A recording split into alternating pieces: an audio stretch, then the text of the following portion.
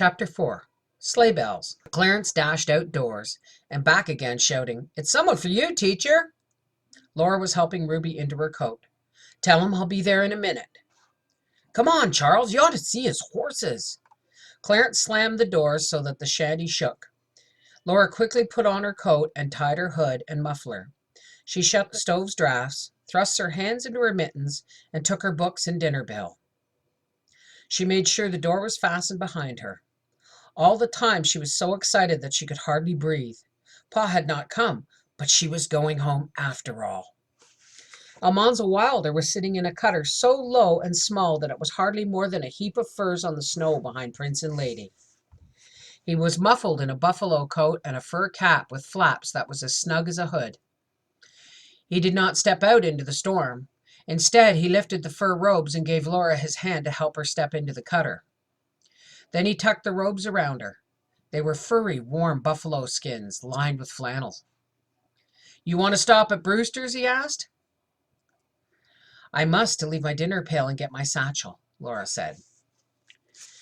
In the Brewster house, Johnny was screaming angrily, and when Laura came out of the house, she saw Almanzo looking at it with disgust. But it was all behind her now. She was going home. Almanzo tucked the robes snugly around her. The sleigh bells began merrily ringing, and swiftly behind the brown horses she was going home. She said through her thick black woolen veil, "It's nice of you to come for me. I was hoping Pa would come." Almanzo hesitated. "Well, he was figuring he would, but I told him it's a drive that would be pretty hard on his team." "Well, they'll have to bring me back," Laura said doubtfully. "I must be at school Monday morning." "Maybe Prince and Lady could make that drive again," Almanzo said. Laura was embarrassed. She had not meant to hint. She had not even thought of his bringing her back. Again she had spoken before she thought. How right Pa's advice had been. She should always, always think before she spoke. She thought, "After this I shall always think before I speak." And she said, without thinking how rude it would sound, "Oh, you needn't bother. Pa will bring me back." "It would be no bother," Almanzo said. "I told you I'd take you for a sleigh ride when I got my cutter made. This is the cutter. How do you like it?" "I think it's fun to ride in. It's so little," Laura answered. "I made it smaller than the Botten ones. It's only 5 feet long and 26 inches wide at the bottom. It makes it snugger to ride in and lighter for the horses to pull," Almanzo explained. "They hardly know they're pulling anything." "It's like flying," Laura said. She had never imagined such wonderful speed. The low clouds raced backward overhead. The blown snow smoked backwards on either side, and swiftly onward went the glossy brown horses, streaming music from their strings of bells. There was not a jolt nor a jar. The little cutter skimmed the snow as smoothly as a bird in air. Almost too soon, though not soon enough, they were flashing past the windows of Main Street, and here was Pa's front door again, opening, and Pa standing in it. Laura was out of the cutter and up the steps before she thought. Then, "Oh, thank you, Mr. Wilder. Good night," she called back all in a breath, and she was at home. Ma's smile lighted her whole face. Carrie came running to unwind Laura's muffler and veil, while Grace clapped her hands and shouted, "Laura's come home!" Then Pa came in and said, "Let's look at you. Well, well, the same little flutterbudget." There was so much to say and to tell. The big sitting room had never looked so beautiful. The walls were dark brown now. Every year the pine boards grew darker. The table was covered with red check cloth, and the braided rag rugs were gay on the floor. The rocking chair stood by the white curtained windows. Mary's Botten chair and the willow chair that Pa made for Ma so long ago in Indian Territory. The patchwork cushions were in them, and there was Ma's work basket and her knitting needles thrust into the ball of yarn. Kitty lazily stretched and yawned and came to curve purring against Laura's ankles. There on Pa's desk was the blue bead basket that Mary had made. The talking went on at the supper table. Laura was more hungry for talk than food. She told about each one of her pupils at school, and Ma told of Mary's latest letter. Mary was doing so well in the College for the Blind in Iowa. Mary told all the news of school and town. Grace told of the words she had learned to read and of Kitty's last fight with a dog. After supper, when Laura and Carrie had done the dishes, Pa said, as Laura had been hoping he would, If you'll bring me my fiddle, Laura, we'll have a little music." He played the brave marching songs of Scotland and of the United States. He played the sweet old love songs and the gay dance tunes, and Laura was so happy that her throat ached. When it was bedtime and she went upstairs with Carrie and Grace, she looked from the attic window at the lights of the town twinkling here and there through the wind and the blowing snow. As she snuggled under the quilt, she heard Pa and Ma coming up to their room at the head of the stairs. She heard Ma's pleasant low voice and Pa's deeper one answering it, and she was so glad to be at home for 2 nights and nearly 2 days that she could hardly go to sleep. Even her sleep was deep and good, without fear of falling off the narrow sofa. Almost at once it seemed her eyes opened. She heard the stove lid rattle downstairs, and she knew she was at home. "Good morning," Carrie said from her bed, and Grace bounced up and cried, "Good morning, Laura." "Good morning." Ma smiled when Laura entered the kitchen, and Pa came in with the milk and said, "Good morning, Flutterbudget." Laura had never noticed before that saying "good morning" made the morning good. Anyway, she was learning something from that Mrs. Brewster, she thought. Breakfast was so pleasant. Then briskly and still talking, Laura and Carrie did the dishes and went upstairs to make the beds. While they were tucking in a sheet, Laura said, "Carrie, do you ever think about how lucky we are to have a home like this?" Carrie looked around her, surprised. There was nothing to be seen but 2 beds, the 3 boxes under the eaves where they kept their things, and the underside of the shingles overhead. There was also the stovepipe that came up through the floor and went through the roof. "It is snug," Carrie said while they spread the first quilt and folded and tucked in its corners. "I guess I never did think exactly." "You wait until you go away," Laura said. "Then you'll think." "Do you dreadfully hate to teach school?" Carrie asked her low. "Yes, I do," Laura almost whispered, "but Pa and Ma mustn't know." They plumped up the pillows and set them in their places and went to Laura's bed. "Maybe you won't have to long," Carrie consoled her. They unbuttoned the straw tick and thrust their arms into it, stirring up the straw. "Maybe you'll get married." Ma did. "I don't want to," Laura said. She patted the tick smooth and buttoned it. "There, now the bottom quilt. I'd rather stay home than anything." "Always?" Carrie asked. "Yes, always," Laura said, and she meant it with all her heart. She spread the sheet. "But I can't, not all the time. I have to go on teaching school." They tucked in the quilts and plumped up Laura's pillow. The beds were done. Carrie said she would do the sweeping. "I always do now," she said, "and if you're going to marry Powers, the sooner you go, the sooner you'll be back." "I only have to find out if I'm keeping up with my class," Laura said. Downstairs, she set the wash boiler on the stove and filled it with pails of water from the well. Then, while it was heating, she went to see Mary Power. She had quite forgotten that she had ever disliked the town. It was bright and brisk this morning. Sunlight glinted on the icy ruts of snow in the street and sparkled on the frosty edges of the board sidewalk. In the 2 blocks, there were only 2 vacant lots on the west side of the street now, and some of the stores were painted white or gray. Hawthorne's grocery was painted red. Everywhere there was the stir and bustle of morning. The storekeepers in thick coats and caps were scraping trodden bits of snow from the sidewalk before their stores and talking and joking as they worked.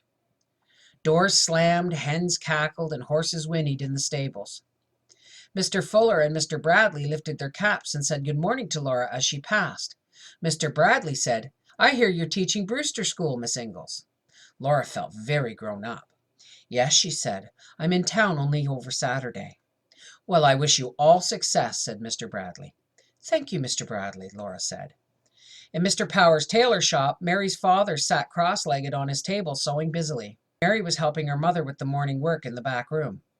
"Well, look who's here!" Mrs. Power exclaimed. "How's the school teacher?" "Very well, thank you," Laura replied. "Do you like teaching school?" Mary wanted to know. "I'm getting along all right, I guess," Laura said, "but I'd rather be home. I'll be glad when the 2 months are over." "So will all of us," Mary told her. "My, we do miss you at school." Laura was pleased. "Do you?" she said. "I miss you too." "Nellie Olson tried to get your seat," Mary went on, "but I wouldn't let her. Ida said she's keeping that seat for you till you come back, and Mr. Owen said she can." "Whatever did Nellie Olson want my seat for?" Laura exclaimed. Hers is just as good, or almost. That's Nellie for you, Mary said. She just wants anything that anybody else has. That's all. Oh, Laura, she'll be fit to be tied when I tell her that Almanzo Wilder brought you home in his new cutter. They both laughed. Laura felt a little ashamed, but she could not help laughing. They remembered Nellie's bragging that she was going to ride behind those brown horses, and she never had done it yet. I can hardly wait, Mary said. Mrs. Power said, I don't think that's very nice, Mary. I know it isn't, Mary admitted. But if you only knew how that Nellie Olson's always bragging and showing off and picking on Laura. And now to think that Laura's teaching school and Almanzo Wilder's beauing her home. Oh, no, he isn't, Laura cried out. It isn't like that at all. He just came to me as a favor to Pa. Mary laughed. He must think a lot of your Pa. She began to tease, and then she looked at Laura and said, I'm sorry. I won't talk about it if you don't want to. I don't mean that, Laura said. Everything's simple when you're alone or at home. But as soon as you meet other people, you're in difficulties. I just don't want you to think Mr. Wilder's my beau, because he isn't. All right, said Mary. And I only ran in for a minute, Laura explained. I put wash water on and it must be hot now. Tell me where you are in our lessons. When Mary told her, Laura saw that she was keeping up with her class by studying at night. Then she went home. All that day was such a happy time. Laura did her washing and sprinkled and ironed the clean, fresh clothes. Then in the cozy sitting room, she ripped her beautiful brown velvet hat, talking all the time with Ma and Carrie and Grace. She brushed and steamed the velvet and draped it again over the buckram frame and tried it on. It looked like a new hat, even more becoming than before. There was just time enough to brush and sponge and press her brown dress, and then to help Ma get an early supper. Afterward, they all bathed one by one in the warm kitchen and went to bed. If I could only live like this always, I'd never want anything more, Laura thought as she went to sleep. But maybe I appreciate it more because I only have tonight and tomorrow morning. The morning sunshine and the sky had their quiet Sunday look, and the town was quiet with a Sunday stillness when Laura and Carrie and Grace and Ma sedately went out on Sunday morning. The morning work was done.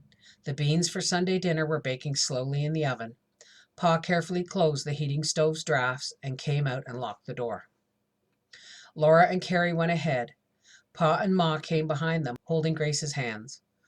All fresh and clean and dressed in Sunday best, they walked slowly in the cold Sunday morning, taking care not to slip on the icy paths. Carefully along the street and single file across lots behind Fuller's store, everyone else was going towards church too. As she went in, Laura looked eagerly over the partly filled seats. There was Ida. Ida's brown eyes danced when she saw Laura, and she slid along the seat to make room and gave Laura's arm a squeeze. My, I'm glad to see you, she whispered. When did you come? Friday after school. I've got to go back this afternoon, Laura answered. There was little more time to talk before Sunday school. Do you like teaching? Ida asked. No, I do not. But don't tell anybody else. I'm getting along all right so far. I won't, Ida promised. I knew you would, but your place at school is awfully empty. I'll be back. It's only 7 weeks more, Laura said. Laura, Ida said. You don't care if Nellie Olson sits with me while you're gone, do you? Why, Ida, Laura began, and then she saw that Ida was only teasing. Of course not, she said. You ask her and see if she will. Because they were in church and could not laugh, they sat silently shaking and almost choking in their effort to keep their faces sober. Lawyer Barnes was rapping the pulpit to bring Sunday school to order, and they could not talk any more. They must rise and join in the singing. Sweet Sabbath school, more dear to me than fairest palace dome. My heart e'er turns with joy to thee, my own dear Sabbath home. Singing together was even better than talking. Ida was such a dear, Laura thought, as she stood side by side holding the hymn book open for them. Here my first wilful wandering heart the way of life was shown. Here first I sought the better part and gained a Sabbath home. Clear and sure Laura's voice held the note while Ida's soft alto chimed in Sabbath home. Their voices blended again. My heart e'er turns over with joy to thee, my own dear Sabbath home. Sunday school was the pleasant part of church. Though they could talk only to the teacher about the lesson, Ida and Laura could smile at each other and sing together. When Sunday school ended, there was only time to say, "Goodbye, goodbye." Then Ida must sit with Mrs. Brown in the front seat while Reverend Brown preached one of his long, stupid sermons. Laura and Carrie went to sit with Pa and Ma and Grace. Laura had made sure she remembered the text to repeat it at home when Pa asked her. Then she need not listen any more. She always missed Mary in church. Mary had always sat so properly beside her, watchful that Laura behaved. It was strange to think that they had been little girls, and now Mary was in college and Laura was a school teacher. She tried not to think of Mrs. Brewster's and of school. After all, Mary had gone to college, and now Laura was earning $40. With $40, Mary could surely stay in college next year. Maybe everything comes out all right, if you keep on trying. Anyway, you have to keep on trying. Nothing will come out right if you don't. If I can only manage Clarence for 7 weeks more, Laura thought. Carrie pinched her arm. Everyone was standing up to sing the doxology. Church was over. Dinner was so good. Ma's baked beans were delicious, and the bread and butter and little cucumber pickles, and everyone was so comfortable, so cheerful and talking. Laura said, "Oh, I do like it here." "It's too bad that Brewster's isn't a better place to stay," said Pa. "Why, Pa, I haven't complained," Laura said in surprise. "I know you haven't," said Pa. "Well, keep a stiff upper lip. 7 weeks will be soon gone, and you'll be home again." How pleasant it was after the dishes were done, when they were all settled in the front room for Sunday afternoon. Sunshine streamed through the clean windows into the warm room where Ma sat gently rocking, and Carrie and Grace pored over the pictures in Pa's big green book, The Wonders of the Animal World. Pa read items from the Pioneer Press to Ma, and at his desk Laura sat writing a letter to Mary. Carefully, with Ma's little pearl-handled pen that was shaped like a feather, she wrote of her school and her pupils. Of course she wrote of nothing unpleasant. The clock ticked, and now and then Kitty lazily stretched and purred a short purr. When the letter was finished, Laura went upstairs and packed her clean clothes in Ma's satchel. She brought it downstairs and into the front room. It must be time to go, but Pa sat reading his paper and took no notice. Ma looked at the clock and said gently, "Charles, surely you must hitch up or you'll be late starting. It's a long way to go and come, and dark comes early nowadays." Pa only turned the page of the paper and said, "Oh, there's no hurry." Laura and Ma looked at each other in amazement. They looked at the clock and again at Pa. He did not stir, but his brown beard had a smiling look. Laura sat down. The clock ticked and Pa silently read the paper. Twice Ma almost spoke and changed her mind. At last, not looking up, Pa said, "Some folks worry about my team." "Why, Charles, there isn't anything wrong with the horses," Ma exclaimed. "Well," said Pa, "they're not as young as they used to be, for a fact. They can still hold out pretty well, though for 12 miles and back." "Charles," Ma said helplessly. Pa looked up at Laura, and his eyes were twinkling. "Maybe I don't have to drive 'em so far," he said. Sleigh bells were coming down the street. Clearer and louder they came. They rang all at once and stopped by the door. Pa went to the door and opened it. "Good afternoon, Mr. Ingalls," Laura heard Almanzo Wilder say. "I stopped by to see if Laura would let me drive her out to her school."